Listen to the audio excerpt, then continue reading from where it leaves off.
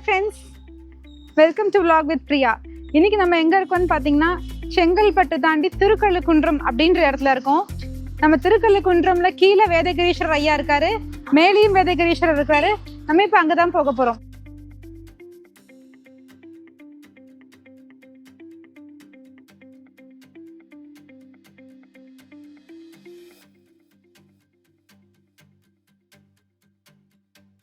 Title sponsored by Vikash Crackers, Velvinac International Tours and Travels, co-sponsored by Venice Beauty Care and Academy, powered by Console Zone. So நம்ம திருக்கழுக்குன்றம் கோவில் மலைக்குள்ளே entrance ஆகும்போது first லெஃப்டில் வந்தோடனே நம்ம பிள்ளையார் இருக்காரு. அவருக்கு ஒரு கர்ணத்தையும் கும்பிட்டையும் போட்டுட்டு நம்ம ஸ்டார்ட் பண்ணுவோம்.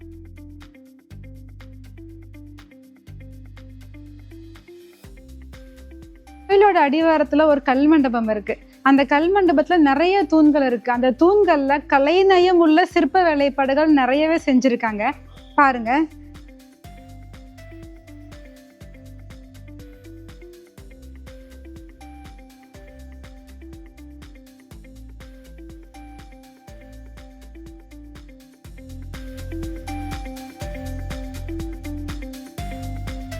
இப்ப நீங்க பாத்துக்கிட்டு இருக்கிறது மாணிக்க வாசகர் சுமந்த வேதகிரீஸ்வரரோட திருப்பாதம்.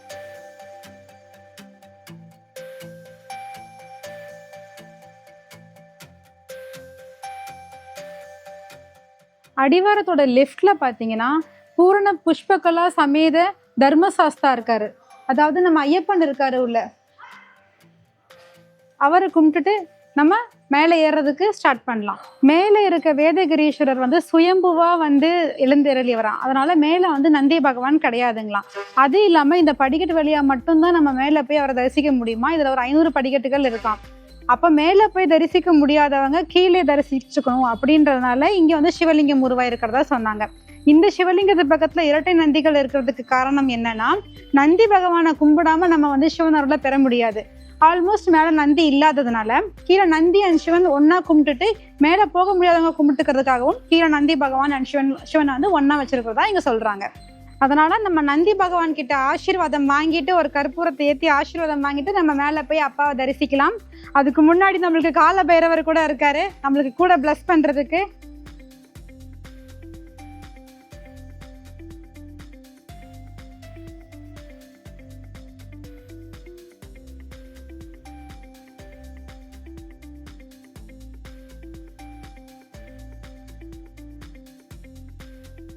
இரவியும் சந்தோஷமா நேரத்துல வாய் விட்டு சிரிச்சாங்க. அப்ப சிவபெருமான் அவங்களுக்கு சாபம் கொடுக்குறாரு, நீங்க 2 பேரும் கழுகுலா மாதிரி 12 மணிக்கு மேல மலை மேல உணவு கொடுப்பாங்க. அது கையிலே நம்மள மாதிரி மனிதர் கையில கொடுப்பாரு. அப்படியே அந்த கோட்டை தான் மேல இருக்கு, அது கையிலே வந்து சாப்பிடும். அந்த கழுகு பாகத்தினாலதான் 2 ரூபாய் அந்த நாள்ல போட்டது. இப்ப கழுகு வந்து 25 years ஆயிடுச்சு. அப்ப அந்த இடத்துல 2 கழுகு சாப்பிட்ட இடத்துல 2 கழுகு செலவு வச்சுட்டு அதே 2 ரூபாய் டிக்கெட் தான் இன்ன வரைக்கும். அதனால குன்றின் மேல் கழுகு உணவு அறிந்ததுனால் கழுக்குன்றம், திரி என்ற வார்த்தை இறைவனுக்குனால திரு கழுக்குன்றம். சுவாமி பேரு வேதகிரி ஈஸ்வரர். இறைவனுக்கு எப்படி பெயர் வந்ததுன்னா, மலை 4 குன்றுகள், 4 குன்று 4 வேதங்கள். நம்ம வரலாற்று படிக்கலுமா, ரிக்கேதம் சாமவேதம் ஜீர்வேதம் அதற்கு வேதமே மலை. வேதத்தின் மீது இறைவன் சுயமாக தோன்றிவர். இந்த 4 குன்றுகளுக்கு இடைவெளியான பகுதி காடாக இருந்த பகுதி. காட்டுல வந்து பசுமாடுகள் மேய்து, பசு தினசரி காட்டுல மேய்ஞ்சிட்டு தன் மடியில இருக்கிறப்பால இந்த 4 குன்றுல இப்ப இறைவனுக்கு குன்று பாறையாக இருந்ததான். அந்த பாறை மேல பசு தானா தன் மடியிலிருந்து பால் சுரக்கும். இப்படி பால் சுரக்க சொல்ல இந்த பால் கொழுந்து பாறை வெடித்து இறைவன் மட்டும்தான் சுயம்பா தோன்றினார். அதனால்தான் நந்தி இல்லைனால எதிர் ஒரு ஒத்தடி பாதை போகும், இரும்பு. அங்க சுப்பையா சுவாமிகள் வாழ்ந்த புகை, அந்த புகையை பார்த்தா ஒரு ஜீவசமாதி பஸ் ஸ்டாண்ட் பெட்ரோல் பக்கத்துல இருக்கு. அந்த புகை தான் முக்கியம். அக்கால தமிழ் BA படித்து முடித்தவர். இரவு பகலா அந்த புகை உள்ளே இருந்தவர். யார் எது கொடுத்தாலும் சாப்பிட மாட்டாரு, எலும்புதான் இருக்கும் உடம்புல. அப்படியே தியானத்துல இருந்தவர். ரொம்ப அற்புதமான மனிதர். நம்ம சார்கிட்ட டிக்கெட் வாங்கிட்டு மேலே வரோம். ரொம்ப இல்லைங்க, டிக்கெட் 2 ரூபாய் தான் சார்ஜ். நம்ம வீடியோ கேமராக்கு மட்டும்தான் 250 சார்ஜ் வாங்கியிருக்காங்க. வாங்க நம்ம மேலே போய் தரிசிக்கலாம். ஃப்ரெண்ட்ஸ், நம்ம இப்போ ஒரு பாதி மலை ஏறி வந்திருக்கோம். இங்கே 2 பாதை இருக்குது. ஒன்று வந்து பழைய பாதை, இன்னொன்று வந்து புது பாதை.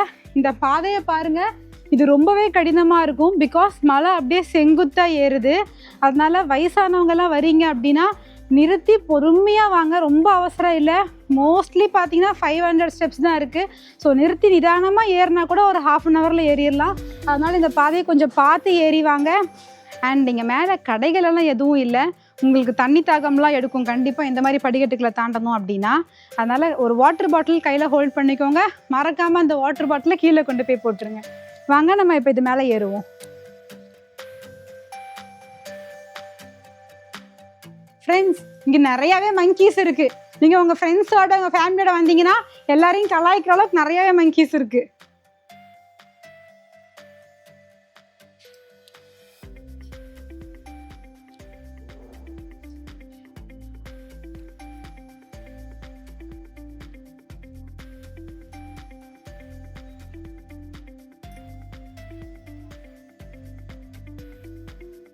எப்பவுமே இந்த மாதிரி செங்குத்தான மலைகளை ஏறும்போது என்னோட இந்த டெக்னிக்கை ஃபாலோ பண்ணிக்கோங்க.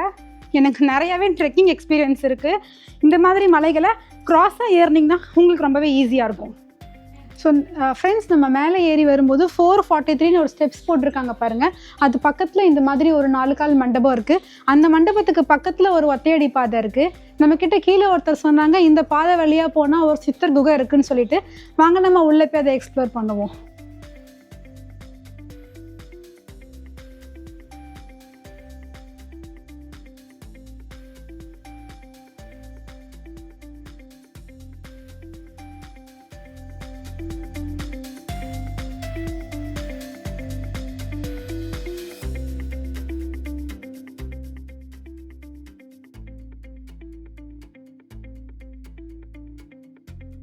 ஃப்ரெண்ட்ஸ், நம்ம ஆல்மோஸ்ட் வந்துட்டோம். 95% கம்ப்ளீட் பண்ணிட்டோம். இந்த ஒரு ஸ்ட்ரெச் மட்டும்தான் இருக்குது.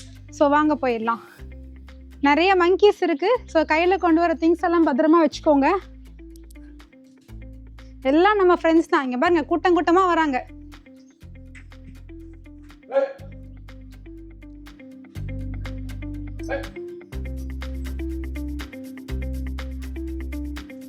இங்கே என்ன இருக்குதுன்னு சொல்லி மடப்பள்ளி. நம்ம ஏறி வரும்போது நமக்கு ரைட் ஹேண்ட் சைடில் மடப்பள்ளி, ஸோ சமைக்கிற இடம். நம்மளுக்கு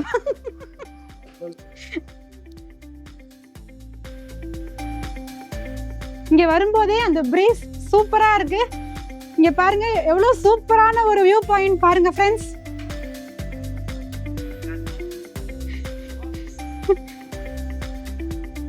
வாவ், சூப்பரா அழகா இருக்கு. இங்க வந்தாலே ஒரு பீஸ் கிடைக்கும் போல இருக்கு.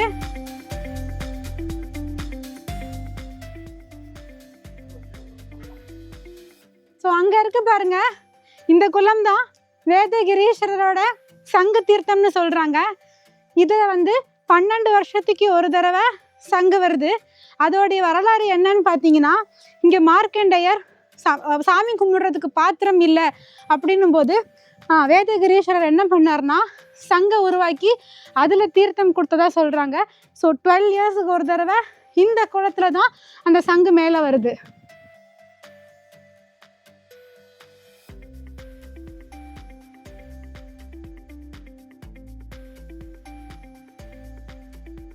ஃப்ரெண்ட்ஸ், நம்ம ஆல்மோஸ்ட் ரீச் ஆகிட்டோம். ஸோ அந்த வியூ பாயிண்ட்லேருந்து அப்படியே ரைட் ஹேண்ட் சைடில் வேதகிரீஸ்வரர் சன்னதி இருக்குது. வாங்க போகலாம்.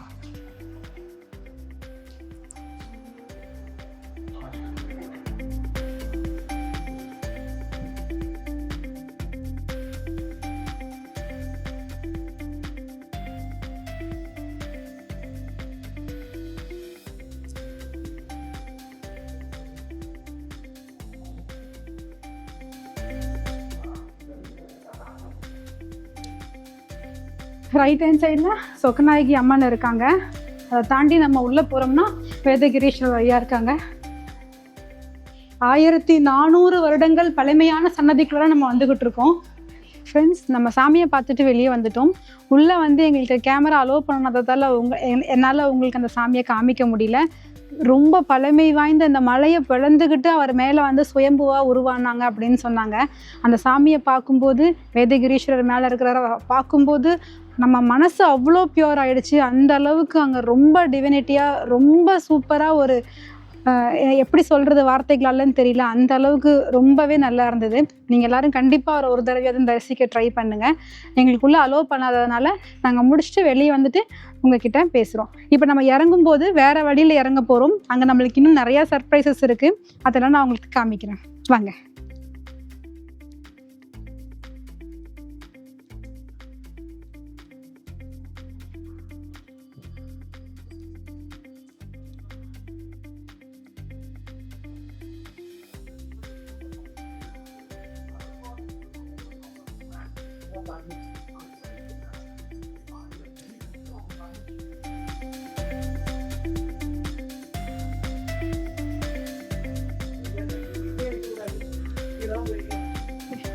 ஸோ ஃப்ரெண்ட்ஸ், நம்ம ஏறி வரும்போது இந்த வழியாக ஏறி வந்து இப்படி நம்ம உள்ளே போனோம். இப்போ நம்ம இறங்குற வழி இந்த வழி. நான் சொன்னேன் இல்லையா நிறையா சர்ப்ரைசஸ் இருக்குதுன்னு, அது இந்த வழியில் தான் இருக்குது. வாங்க போகலாம். ஃப்ரெண்ட்ஸ், நம்ம இறங்கி வர வழியில் இந்த லெஃப்ட் ஹேண்ட் சைடில் ஒரு சிவன் சன்னதி இருக்குது. அதுக்கு ஆப்போசிட்டில் இந்த குன்று இருக்குது. இந்த பாறை மேலே 2 கழுகு வச்சுருக்காங்க. இதோட ஹிஸ்ட்ரி என்னன்னா, இங்கே 2 பேர் சாபம் விட்டு கழுகா மாறி வந்திருந்திருக்காங்க.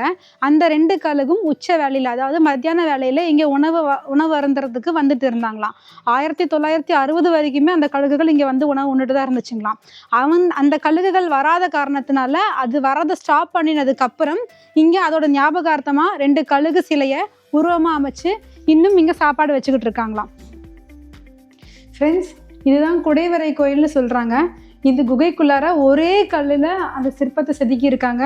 அதில் இவ்வளோ பெரிய சிவன் இருக்காரு பாருங்க. இது 1960 செதுக்க ஆரம்பித்து 1963 முடிச்சிருக்காங்க. அதுக்கான சான்று நம்ம இந்த தூணில் இருக்குது.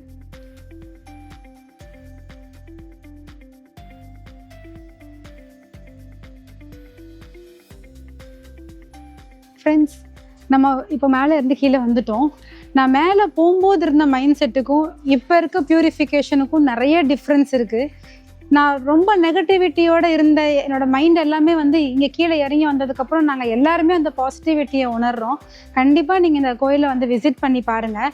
இந்த கோயிலோட என்டையர் லொக்கேஷன் எல்லாமே நான் டிஸ்கிரிப்ஷனில் ஆட் பண்ணியிருப்போம். அது மட்டும் இல்லாமல் இந்த கோயிலுக்கு இன்னொரு சிறப்பு என்ன இருக்குன்னா, நம்ம திருவண்ணாமலையில் கிரிவலம் போகிற மாதிரி இந்த திருக்கழுகுன்ற மலையும் பௌர்ணமி அன்னைக்கு மக்கள் கிரிவலம் வராங்க. திருவண்ணாமலை போய் 14 கிலோமீட்டர் நடக்க முடியாத மக்கள் கண்டிப்பாக இந்த மலையை சுற்றி வந்தாலும் அதுக்கான பயன், அதுக்கான எல்லாமே நமக்கு கிடைக்கும்னு சொல்கிறாங்க. ஸோ கண்டிப்பாக இந்த மலையை வந்து விசிட் பண்ணுங்கள். என்டையர் லொக்கேஷன் எல்லாமே நான் உங்களுக்கு டீட்டெயில்டாக நம்ம டிஸ்கிரிப்ஷனில் கொடுத்துட்றேன்.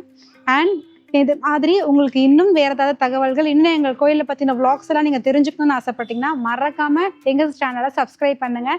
உங்களுக்கு எந்த கோயில் போகணுமோ எங்கள் கமெண்ட்டில் சொல்லுங்கள். அந்த கோயிலை நான் போய் உங்களுக்கு எப்படி இருக்குன்னு போடுறேன். அதுக்கப்புறமா நீங்கள் வாங்க, லைக் பண்ணுங்கள், ஷேர் பண்ணுங்கள், மறந்துடாதீங்க. Tata, bye. டைட்டில் ஸ்பான்சருக்கு thanks. Title sponsored by Vikash crackers, Velvinayak International Tours and Travels, co-sponsored by Venice Beauty Care and Academy, powered by Console Zone.